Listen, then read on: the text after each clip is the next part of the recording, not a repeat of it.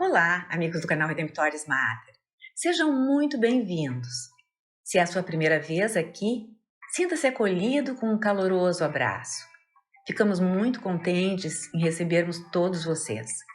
Convidamos a conhecerem as playlists do canal, pois todas as postagens são feitas com muito cuidado para vocês. Não esqueçam de se inscrever e de clicar o seu joinha, ajudando-nos a levar o conhecimento da Sagrada Escritura a todos os que querem acolhê-la. Estivemos vivendo aquele que chamamos Tempo Pascal, que começou no domingo da ressurreição de Jesus e se encerra no próximo final de semana, com a solenidade de Pentecostes. Somente São Lucas, escrevendo o livro dos Atos dos Apóstolos, em sequência ao que narrou no seu Evangelho, descreve o que aconteceu em Pentecostes. O Espírito Santo desceu sobre os discípulos e a mãe de Jesus quando todos rezavam reunidos. Queremos meditar um pouquinho sobre o trecho de Atos, capítulo 2, versículos 1 a 11. Ouçamos. Quando chegou o dia de Pentecostes, os discípulos estavam todos reunidos no mesmo lugar. De repente, veio do céu um barulho, como se fosse uma forte ventania, que encheu a casa onde eles se encontravam.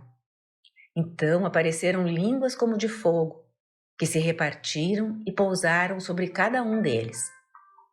Todos ficaram cheios do Espírito Santo e começaram a falar em outras línguas, conforme o Espírito os inspirava.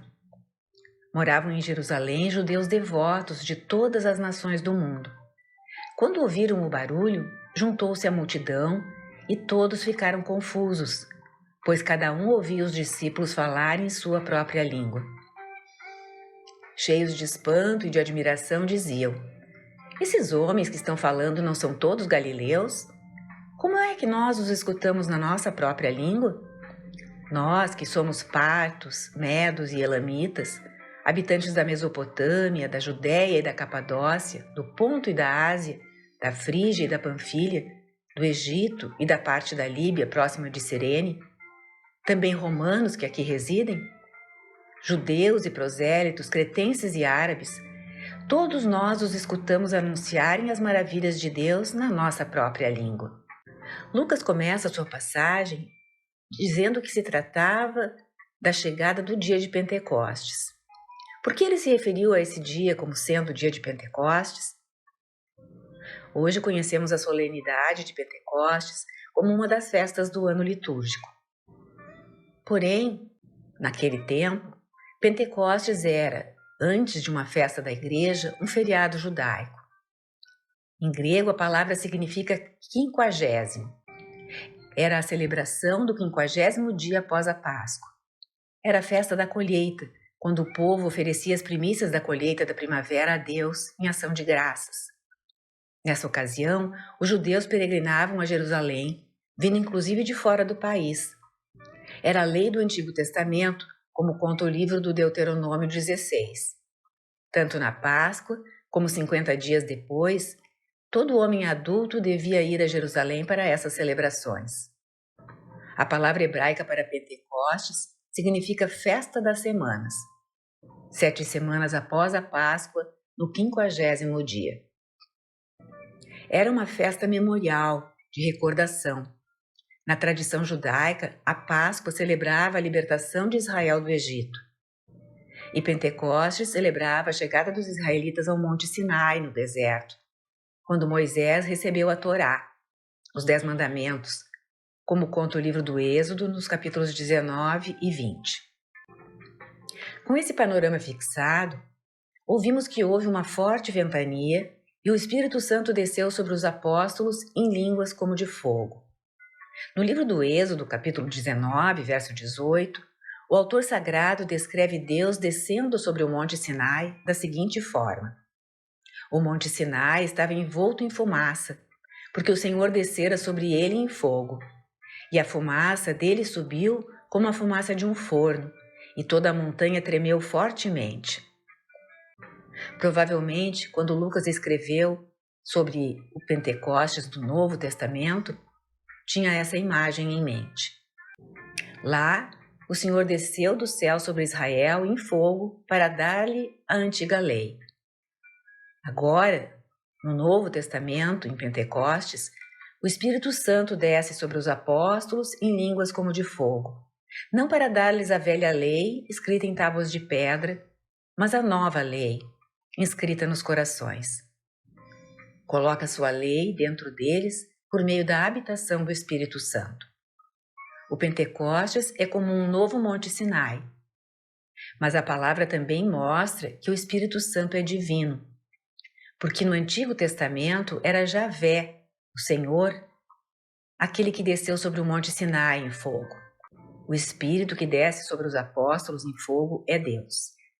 É a grande vinda do Espírito Santo que Jesus havia prometido aos discípulos, dizendo-lhes que, se ele fosse embora, ele lhes enviaria o advogado, o Espírito Santo.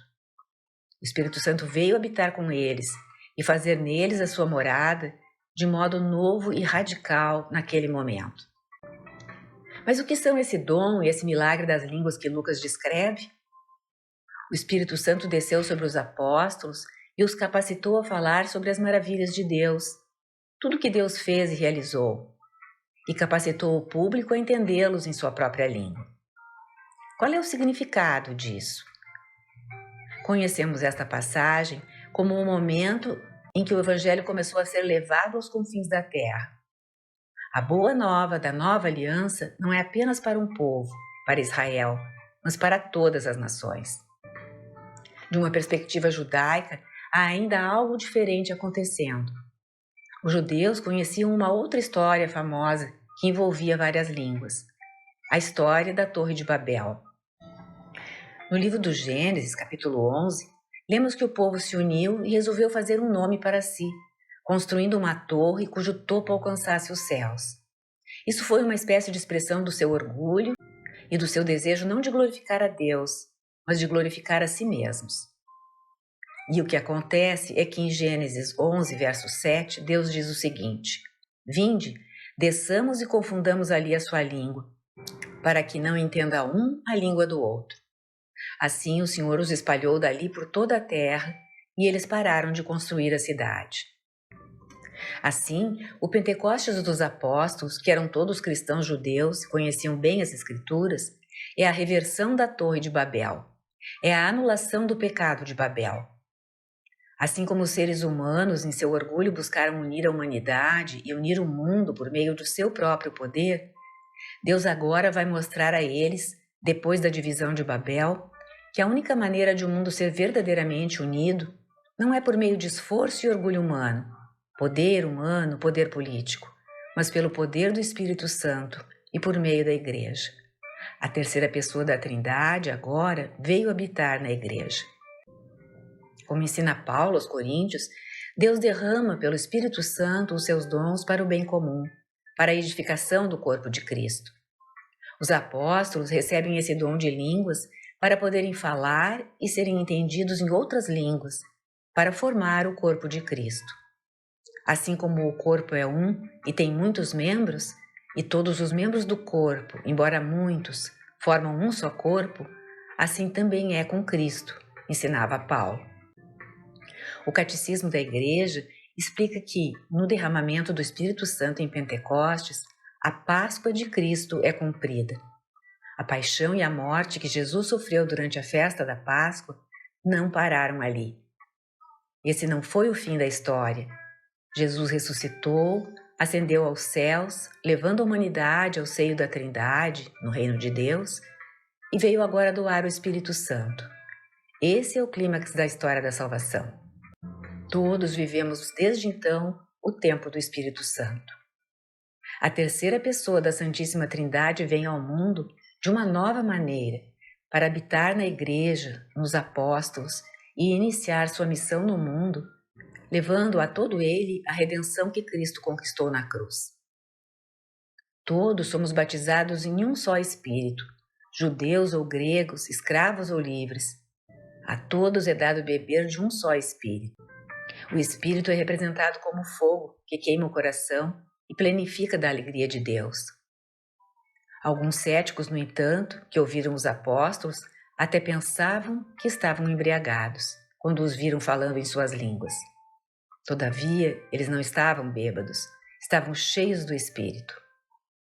Essa é a missão do Espírito Santo, trazer a alegria e o amor de Deus ao mundo e unir o mundo, não pelo poder e pelo orgulho, mas pela caridade divina. Como observa ainda o Catecismo da Igreja, nesse dia a Santíssima Trindade é plenamente revelada, pois o Espírito Santo vem sobre os apóstolos em línguas como de fogo e dá a conhecer a sua presença de forma visível, poderosa e sobrenatural.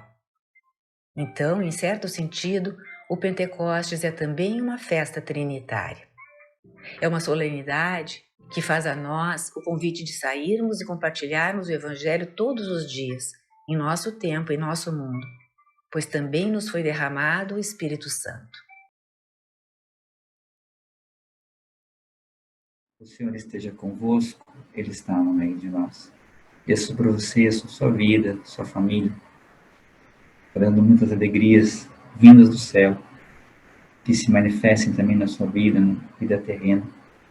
Em nome do Pai, do Filho e do Espírito Santo. Amém. Obrigada por ter acompanhado esta postagem. Se você gostou, clique seu like, inscreva-se no canal e acione o sininho para ser notificado de outras publicações.